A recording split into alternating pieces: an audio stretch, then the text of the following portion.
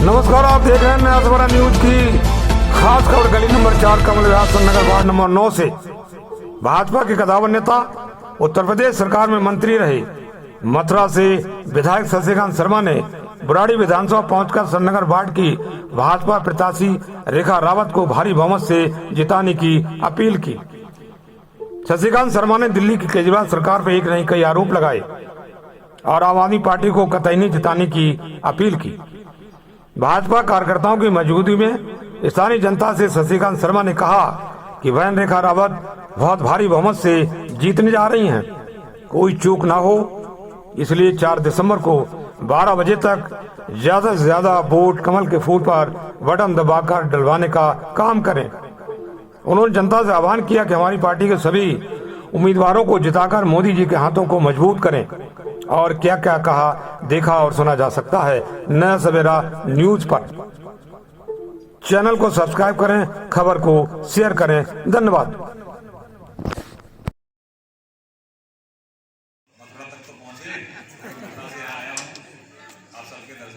राधे राधे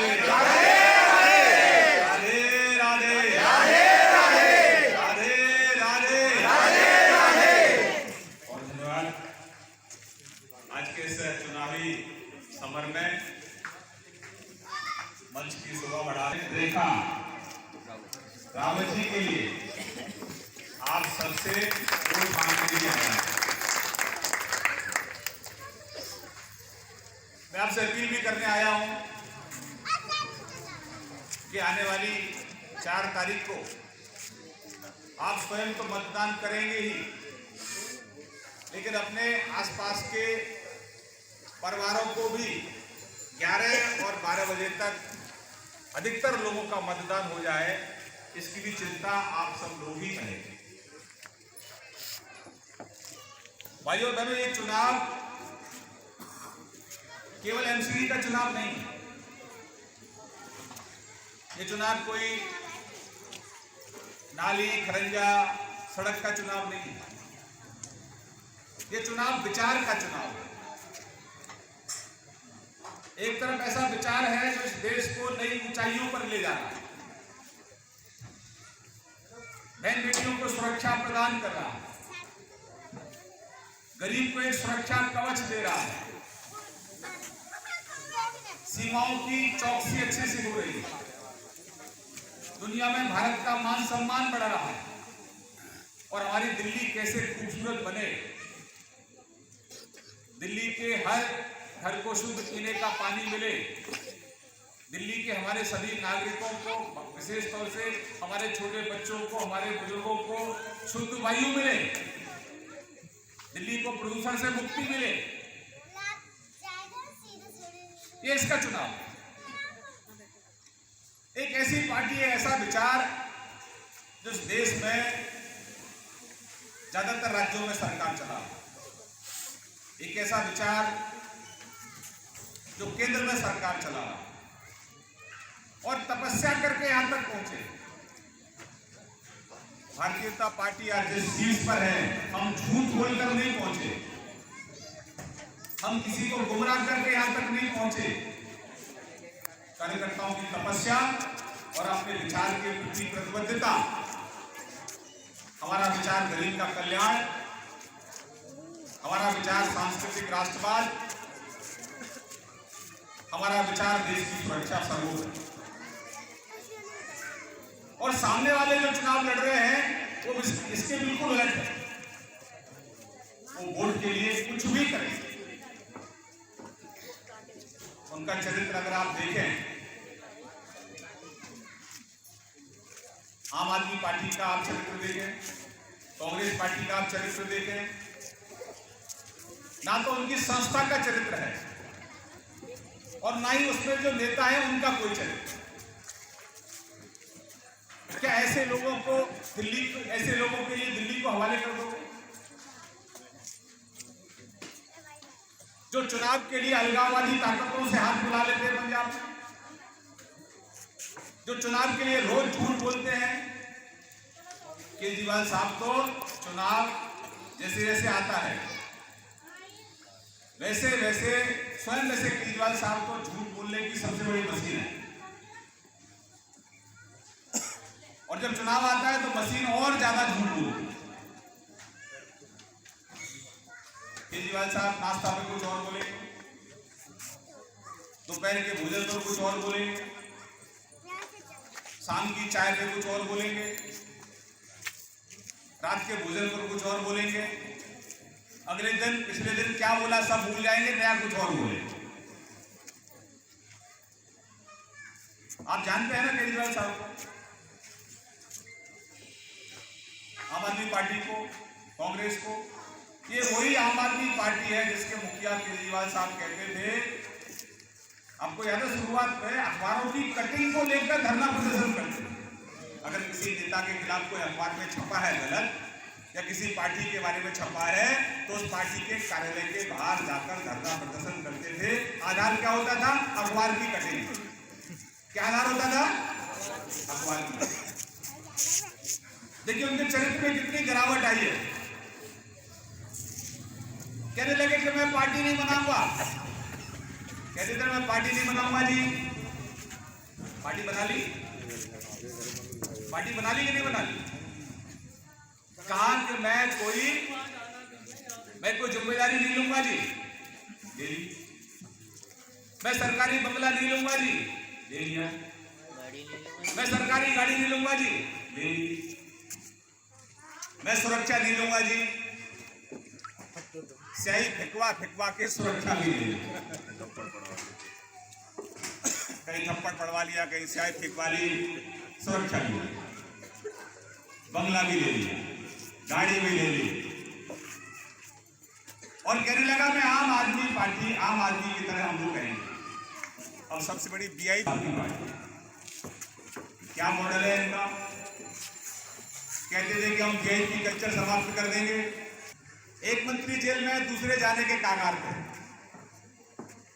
और केजरीवाल साहब की एक और खूबी है, भविष्यवाणी बहुत जल्दी करते हैं। भविष्यवाणी कर देते हैं कि अगला नंबर फलां का है, वो जेल जाने वाला। अपने मंत्रियों के बारे में बताते हैं। भाई और बहनों, ये फ्री के जाल में मत आओ।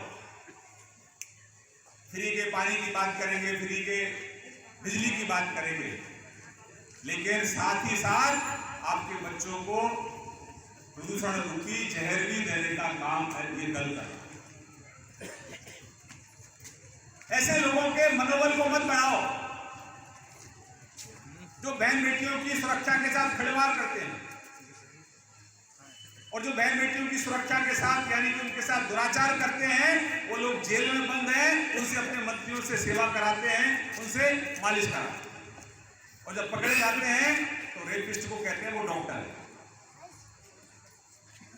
हौसला मत बढ़ाओ, ऐसे लोगों के हौसलों को पस्त करो। दिल्ली से प्रदूषण को समाप्त करना चाहते हैं कि नहीं चाहते? उससे अगर प्रदूषण से मुक्ति दिल्ली को चाहते हैं, तो जो आपके रूप में जो पापी पार्टी है, इसको सबक सिखाना पड़ेगा। ये आप नहीं, ये पापी पार्टी है। लगातार झूठ बोलना, जनता के साथ धोखा देना, इससे बड़ा पाप और कोई नहीं होता।